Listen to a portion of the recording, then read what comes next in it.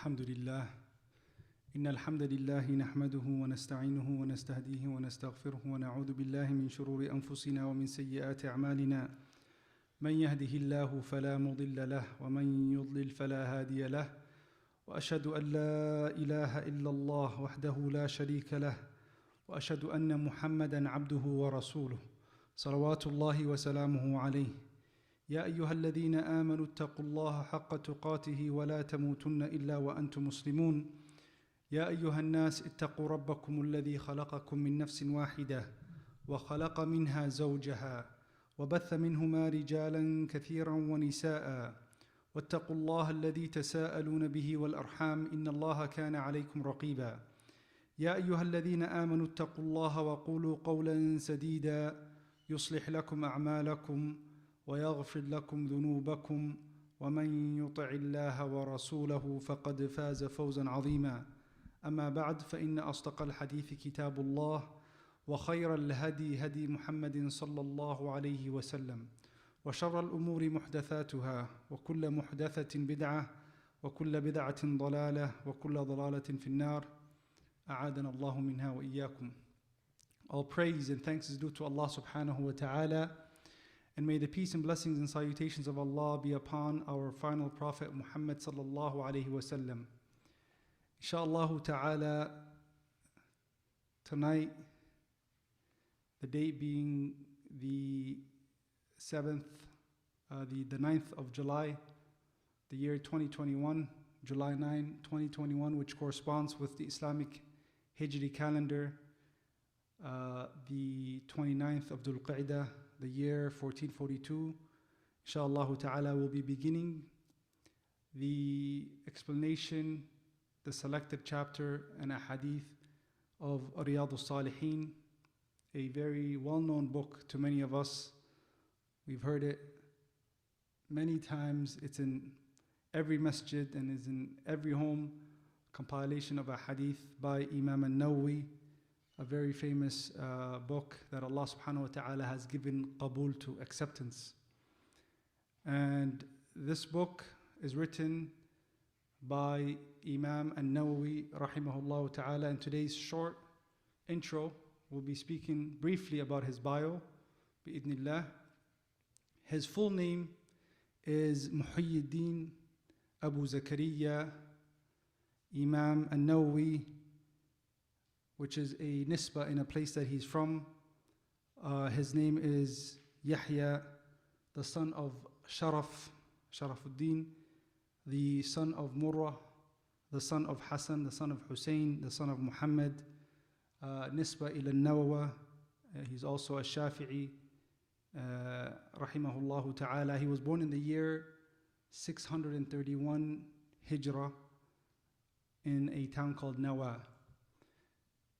Imam Nawawi rahimahullah ta'ala, from a very young age, he was different from all the other, friends and peers that he had.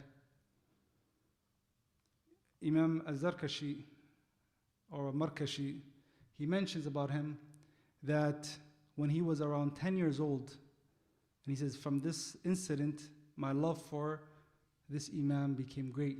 He was only 10 years old. He says that I seen the young children of his area in his town wanting to play with him. And he's running away from them, saying, reading, and they would be pushing his books and saying, come play with us, and he would be crying.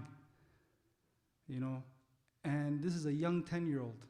Imagine today, a 10-year-old, you're telling him, let's go play, and he's saying, no, I want to go read, I want to go memorize the Quran. You'd be like, it's not possible.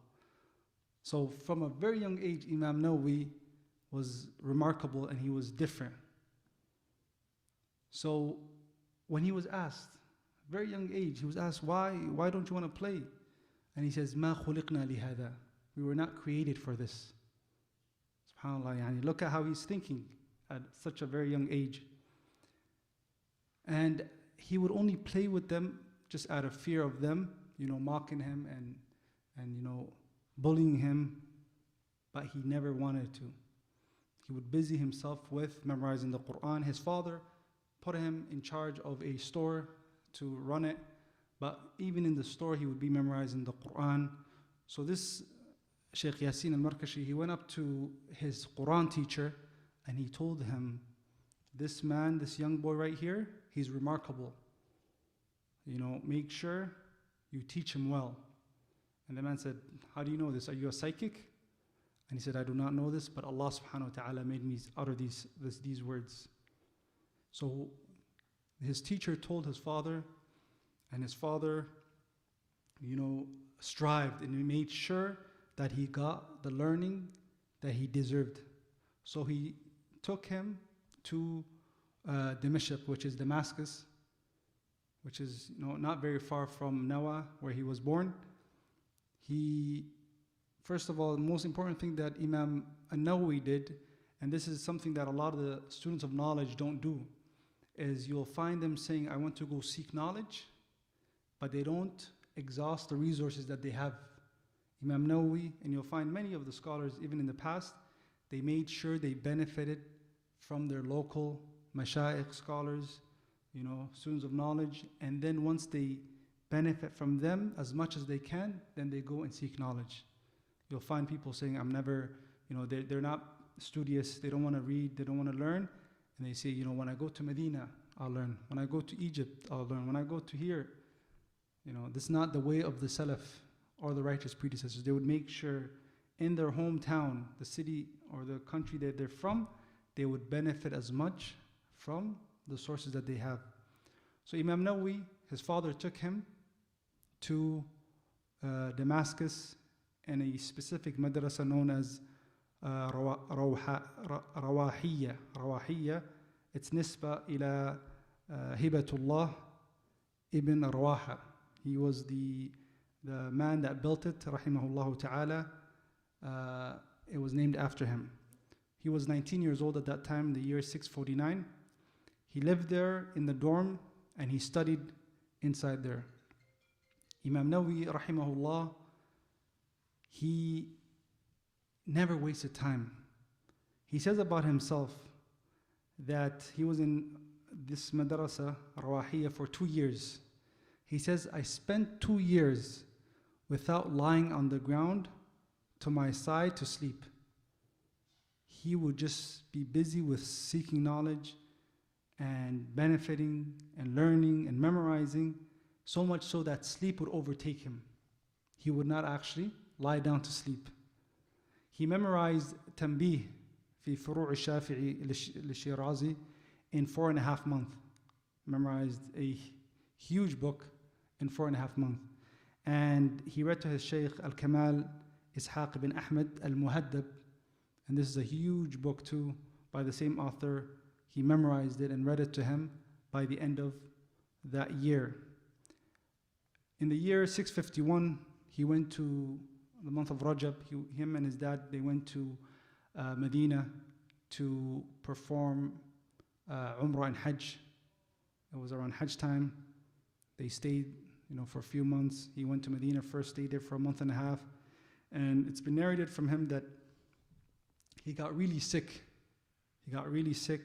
But he concealed it and he never whined or complained. You would see him only making dua to Allah subhanahu wa ta'ala. He never wasted time when he came to seeking knowledge. Even in the streets, the authors, the mu'arrikheen, they mention that even when he's walking in the streets, he would be busy with reading. He also studied in the Madrasa As-Saramiyya as well as the Dar al-Hadith in Damascus. And by the age of 24, he was already a teacher at Ashrafiyya school. Prior to that, he was attending 12 halaqas a day. 12 halaqas. And some of the scholars, they say if each halaqa took about half an hour and he had to prepare for another half an hour for that halaqa, each, let's just say 1 hour. So 12 hours of his day would just be spent in learning. The other 12 hours is reading, writing, busying himself with ibadah. He was also known to be somebody that is fasting the whole day, praying qiyamul layl. His heart was not attached to this dunya. he was a zahid. He says that he wanted to take it up a notch and he wanted to learn medicine. He said, فكرت في تعلم الطب. I thought about also learning medicine. فاشتريت كتاب القانون. He bought a kitab known as Al-Qanun, which is a well-known book by Ibn Sina. It speaks about, medicine, etc. Many things. Even present-day doctors benefit from this. So he said, I bought it. I bought this book. فأظلم قلبي. Then when I bought it, my heart became dark. And I could not read or learn or study anything else. Then he said, فبعت. I sold the book. فأنار قلبي. Then the light came back to my heart. Here, Imam Nawawi is not saying that studying medicine is bad, it's going to darken your heart or whatnot. No. But Allah subhanahu wa ta'ala had something better in store for him. Allah subhanahu wa ta'ala wanted Imam Nawawi to be one of the greatest Imams of our time, or from what the Muslim Ummah has never seen the likes of. So Allah subhanahu wa ta'ala did not want him to busy himself with this. And this is normal. When a person is busying themselves with so many different fields, it becomes difficult for them to excel in it, right? You'll find very little amongst the people that excelled in, so many different, fields or different sciences. So Allah subhanahu wa ta'ala had something better in store for Imam Nawawi. Imam Nawawi never married. And you can tell based on his schedule why it would be difficult for him. When he was asked, why didn't you marry? He said, I forgot. He said, I forgot to get married. This is how busy he was with just seeking knowledge and ibadah, and he said that, I did not want to not fulfill the rights of somebody else and fall into haram by getting married, and this is something that is, praiseworthy, that if a person knows they might not be able to fulfill the rights of somebody, they should not waste their time, right? Imam Nawawi rahimahullah, he began authoring and writing books at the age of 30, right? And he died at the age of 45. Died at the age of 45. He died very young, rahimahullah ta'ala, and till today we're benefiting from his works. In that 15 years, he wrote so many books. And some of his books are mujalladat, volumes upon volumes. So when Imam Nawawi, when the scholars try to find out how much time he spent writing, the amount of work that he has, and how little, of a life that he had, they say that it was like he was writing 40 pages per day. For 15 years, it had to have been that he wrote 40 pages per day for him to produce the amount of work that he has done. From the books that he authored, rahimahullah ta'ala, is the famous sharh, one of the best sharh of Sahih Muslim that has ever been produced is the sharh of Imam Nawawi. Also Al-Majmu', that book that he memorized at the age of 19, he has a sharh for it. It's called Al-Majmu' Sharh Al-Muhaddab, right? Also, he has a very famous book when the students are studying the Shafi'i madhab in fiqh, Minhaj al-Talibin. He has the very famous book that many of us know and a lot of us probably memorize, the 40 ahadith, Arba'in Nawiyya, Riyadh As-Saalaheen, the book that we'll be studying inshaAllah ta'ala, Bustan al-Arifin, Al-Adhkar, a very beautiful book, Kitab al-Adhkar, where he speaks about, du'as and dhikr. So, rahimahullah ta'ala, he was a beast, as they say, This Imam, he died in the year 676 after Hijrah. He came back to his hometown, Nawa, and he died natural death, rahimahullah ta'ala. He became very ill and he died. And we ask Allah subhanahu wa ta'ala to have mercy on him and to grant him the highest level of Jannah. This book that we'll be studying bi'idhnillah, today is just the intro, is called Riyadh As-Saalaheen. Riyadh is pretty much means garden of As-Saalaheen. So this book, it's a book that speaks about at-targhib wa tarhib. It brings softening the hearts. It is a book that is going to, inshallah ta'ala, make you draw closer to Allah and also know what Allah subhanahu wa ta'ala had forbidden from you and made haram. That's why the topic that we chose, because this book has many abwab, right? The bab that we'll be focusing on is the bab of al-umur al-manhi anha, the things that are, made impermissible, such as backbiting, lying, ghiba, namima, all this hasad. So inshallah ta'ala, this is the focus for this halaqah bi'idhnillah al-bari. And today is just the muqaddimah, the intro of the life of Imam Nawawi rahimahullah ta'ala. And if there are any questions bi'idhnillah, we will take it right now, but we won't go into more than this. And the dars bi'idhnillah is going to be very short. We're going to take maybe a couple of ahadith, 2, 3, 4, depending on how many ahadith there are. And inshallah ta'ala we'll be starting with Kitab Al-Umur Al-Manhi Anha, Bab Tahrim Al-Ghiba Wal-Amru Bihifdh Al-Lisan, bi'idhnillah.